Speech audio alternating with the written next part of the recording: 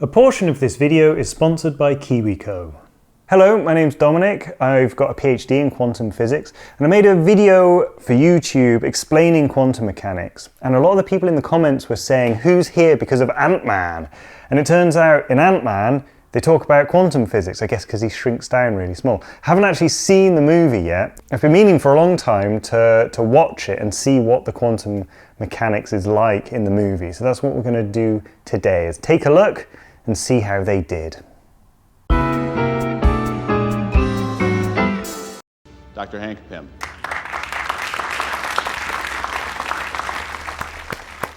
You know this is good because it's called Future Lab. That's where futuristic things happen. When I took over this company for Dr. Pym, I immediately started researching a particle that could change the distance between atoms while increasing density and strength. Okay, so what he said was, I've discovered a particle that can change the distance between atoms while increasing the density and the strength. So is that possible? Basically, no. The thing that sets the size of atoms and the distances between atoms is not the stuff that makes up the atoms. It's the forces between them. And it's like the fundamental forces of nature. So the distance between atoms is set by the electromagnetic force of the electrons. So to change the distance between atoms in water, we're mostly water, you'd have to actually change the strength of that electromagnetic force. And that's like one of the fundamental laws of the universe. And so you're basically like, as soon as you hit like, I need to do my thing, I need to change a fundamental law of the universe. You're like, yeah, you can't really do your thing, sorry. My job isn't to just criticize the physics in these movies, because clearly they need to come up with some fantastical reason why the crazy stuff in these movies is happening. So I don't mind it if the physics is a bit wonky. My job is really to see if there's a better explanation using actual science to justify the things that they're doing. So is there a way of maintaining the forces of nature but decreasing the size of a human body? Do you need to somehow reconfigure the atoms that you've got into like a miniature version of that and then sort of like throw away 99% of your, atoms and cells in your body? And that's going to be pretty disturbing to watch for a kids movie. But also he's been a bit imprecise with his language there, because he said that could change the distance between atoms. I can change the distance between atoms while increasing density and strength. While increasing density and strength. You can't increase the distance between atoms while increasing the density. Things get less dense when they get further apart, which makes me slightly suspect about this guy. If he's supposed to be the crackpot scientist, he's making basic language mistakes like that. I've got limited confidence in his abilities. Also, I'm getting a real strong like bad guy villain vibe from this guy. He looks kind of a bit like Jeff Bezos. I don't think you understand. Okay, well, he's dead now, isn't he? We still haven't worked out all So, yeah, that's more what I was thinking along the lines of in terms of reducing the size of a human would sort of be that kind of scenario. Oh man, it's a Carbondale. It's from 1910. Made from the same steel as the Titanic. Well, here's the thing. It doesn't do so well in the cold. So what's he doing? Pumping up an airbed, pouring water in a hole. I poured water in the locking mechanism and froze it with nitrogen. Ice expands, metal doesn't.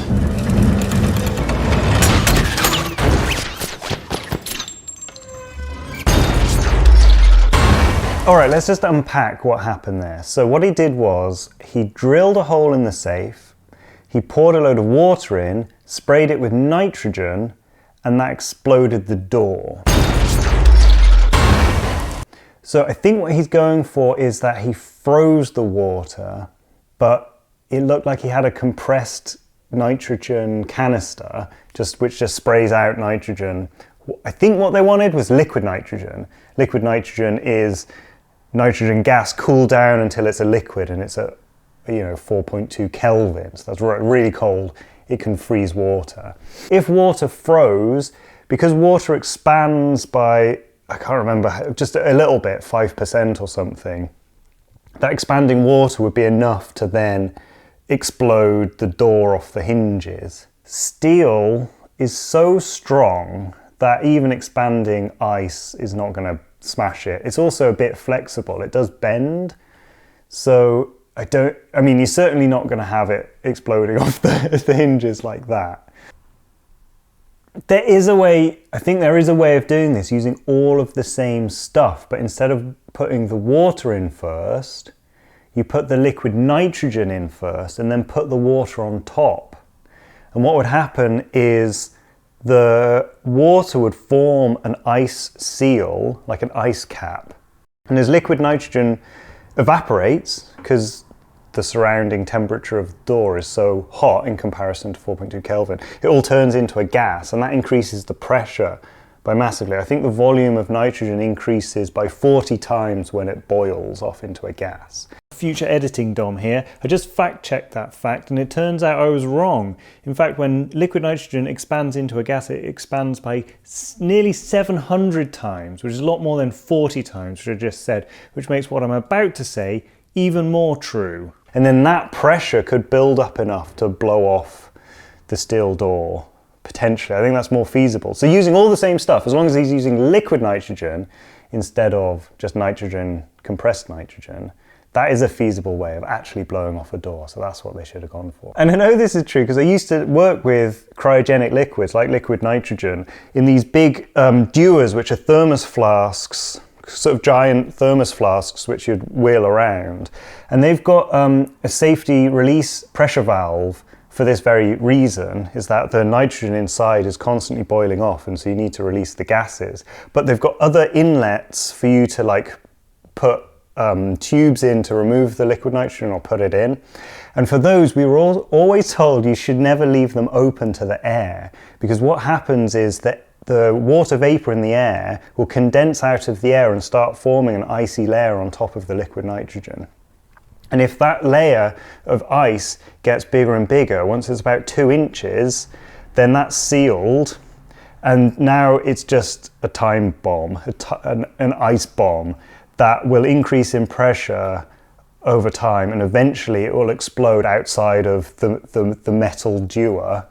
And this actually happened to someone, not when I was working. I heard a story of this happening to someone in a lab where they had done this exact thing, and they got a phone call saying that their lab had just been destroyed by an exploding dewar that actually took out an entire wall of their lab. So those things can be, that's how to make a bomb out of water and nitrogen. So you should have done that. There you go. I should become a cat burglar. The only thing is, it would have taken hours for it to increase to enough pressure to do that. But, maybe he could have heated it up with a hairdryer.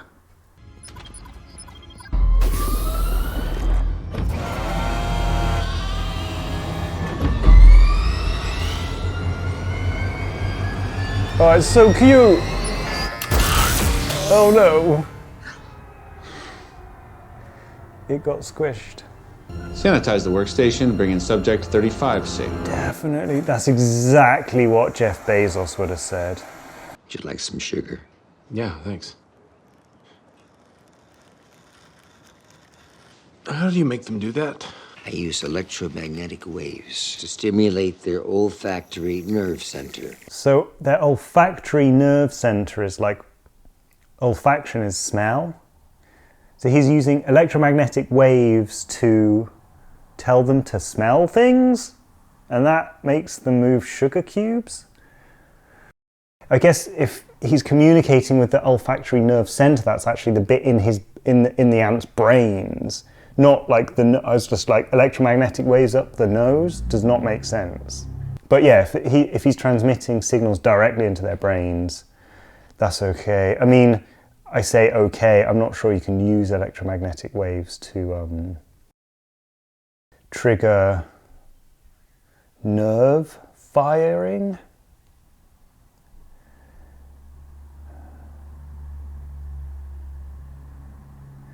No, you can't. You can't do that.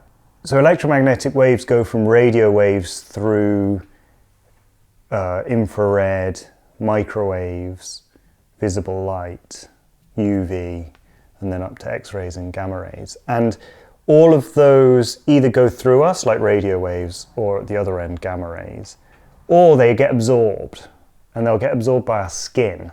So there's no way you can get an electromagnetic wave to go through a few layers of skin and skull,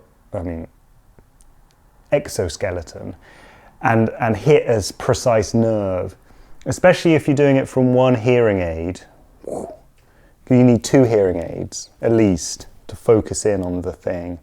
I mean, the only way is you get every single ant and you put a microchip in it, and then you sort of talk to your little microchip with your hearing aid. People can do that with cockroaches. I think you can buy your own remote control cockroach kit, which is where you get all the electronics and you just basically stab something into the cockroach's nervous system and you can control it walking around. Super freaky. I hope that's true.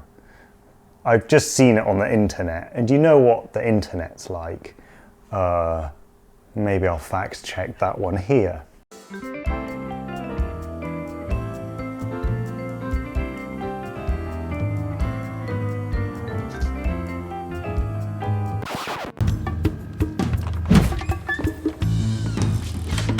You know, I think this regulator is holding me Do back. not screw with the regulator. If that regulator is compromised, you would go subatomic. Don't mess with the regulator or you might enter the quantum realm. Okay, this is where we're getting to the quantum physics. What you said was... It means that you would enter a quantum realm. What does that mean? It means that you would enter a reality where all concepts of time and space become irrelevant as you shrink for all eternity. That's not true at all. Everything in quantum mechanics is described very well. The mystery in it comes about because we can't predict exactly where things are, but we know as a distribution of where they could be. And so electrons aren't point-like things in the quantum realm, which isn't like a place or anything, which is what I think they're going for. You go to this place. Particles are described by things called wave functions, which are spread out in space, and they're probabilistic. They can make predictions of where particles will turn up, but they're not definite. You don't exactly know where everything is. But it doesn't mean that everything's completely meaningless. Time and space don't mean anything anymore. They still do. Time still carries on. Yeah, so the quantum realm is not how he described it to be. So is there something in quantum physics that is like what he described? And there kind of is, but you have to go even further below the quantum realm. Quantum realm is really just the description of the size range where quantum effects start appearing, which is once you get down to a few nanometers, and things like superposition, entanglement, tunneling, those things happen. But if you go even further down to even smaller distances and smaller energies, you get down to the scale of the Planck length. And there, weird stuff does happen that you can't describe because you're below the limits of a thing called the Heisenberg uncertainty principle. When you're below the Heisenberg uncertainty principle limit, anything can happen, and you can't predict anything. So particles, virtual particles, will spontaneously exist and then annihilate. And like anything can happen below that limit. And so that's what they should have gone for. They should have gone for, if you keep shrinking down below the Planck length, then blah, blah, blah, blah, blah, and he could have carried on. So that would have been my feedback. Okay, let me tell you about KiwiCo. KiwiCo boxes contain really cool projects designed to expose kids to concepts in STEAM subjects, which is science, technology, engineering, art, and mathematics. And each monthly crate contains a brand new project exploring different themes. For example, in this Tinker crate, I've made this animation machine. And it comes with a really nicely designed magazine, which explores the science of moving pictures and expands on the subject, which is very appropriate for this video. I love the combination of having a hands-on project with additional educational material that is fun and engaging and doesn't feel like you're sitting through a lesson. Each box comes with everything you need to build the project, so you don't have to worry about not having the right materials or anything like that. And this is just one line of crates. There are 8 different subscription lines, each aimed at a different age group and different interests. So if you've got kids in your life who you think would enjoy this, check out KiwiCo. There's a link in the description below. They now ship to 40 countries around the world, and they're offering you a 50% discount off your first box if you subscribe via my link, kiwico.com/DOS. And that applies to any of their different lines of crate. Look at that. I would have loved stuff like this back in my day. I'm gonna have to shrink between the molecules to get in there. I love you, Cassie.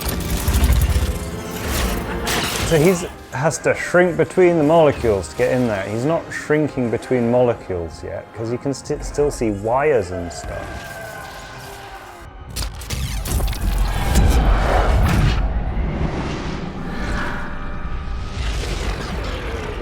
Everything looks like viruses.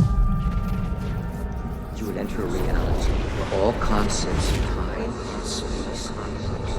Okay, so that was a big zooming down in size sequence. And I guess I was trying to visually interpret all of the things that he was zooming into all the time. And it looked like because at one time it had that model of an atom with the electrons orbiting around. Unfortunately, that's not what atoms look like. That's a bit of very much a simplification cartoon. So there's much better ways of drawing atoms to be technically correct, but perhaps that is the visual language that most people understand. So maybe that is a good choice just for people to understand, here's an atom. But, I mean, the trouble I have is he was saying, I'm going in between the molecules. I'm gonna have to shrink between the molecules to get in there. And he had already been going between the molecules for a long time before we hit an atom. As soon as you're going in between molecules, you should be at the scale of atoms, right? So all the other stuff as he was zooming down was it looked like zooming in on materials, and a lot of stuff looked like viruses. And the reason he needed to go into molecular was because the guy's armor was made of titanium, right? As if titanium's any more special than steel or anything else. Titanium's just a lattice of titanium atoms. And also, after he got through the titanium, he's going through all the electronics where you can see literal wires. So how is he small enough to get through the titanium, but then suddenly big enough to be amongst all the wires? Maybe I'm being overly pedantic with this whole sequence. The point of the sequence is just to show he's getting smaller, and that's fine. What was interesting actually was when he got down to the really small scales and now he's trapped in the quantum realm. What's going on there? What they're really trying to do here is visualize what the quantum realm looks like when you're subatomic. And this is a genuinely hard thing to do. I don't think it's really possible. We don't have any way of seeing down at that scales. For a start, you're smaller than the wavelength of light, which is around 400 nanometers, which is way bigger than an atom. So you can't see colors or anything as we perceive them. You can make out features using other microscopes like electron microscopes or atomic force microscopes. You can see features below them. When you're below atoms, the only way you can see smaller than that is using particle colliders, and there you're actually smashing atoms together and seeing what comes out. You can't actually go down into an atom and see what it looks like. There's no microscopes that can give you a movie or a picture of what that looks like. So visualizing that, the best thing we could do is take the laws of quantum physics, so quantum field theory, and do a visualization of quantum field theory. And actually, this whole floating around in a nebula is not the worst kind of thing, because it's sort of portraying that there's some tendrils of something. Yeah, it's really hard to visualize that. It would be like multiple overlapping fields that were wobbling, and maybe some of them would have little excitations passing, which would be like particles wobbling in the fields. And the one shot I quite liked was when he was interacting with that geometrical shape and he kind of blurred into multiple versions of himself. Now that is quite a nice visualization of how we could interpret a particle is in the quantum realm, because it's in a variety of possible different states and we don't know which one it's in. Actually, it's not actually in one, it is spread out over all of these states. And so I think that would be the key visual element when you're subatomic in the quantum realm, is to have multiple copies of yourself that are a bit see-through, which shows that now you're dominated by a probability of a position rather than a specific position. Because that would have been cool, right? As he gets smaller and smaller, he starts diverging, right? And then he has to like pull himself together because he loves his daughter so much. And then that could have been a visual metaphor for him, like pulling himself together, and then he gets big again. So how would I rate this? It's a really hard thing to do, and they did fine.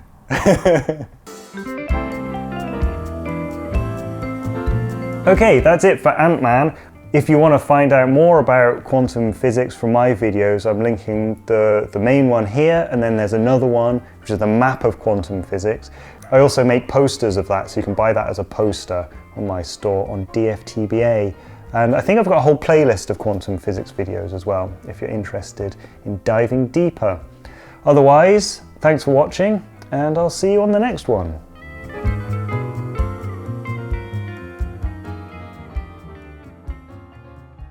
I'm gonna have to shrink between the molecules to get in there.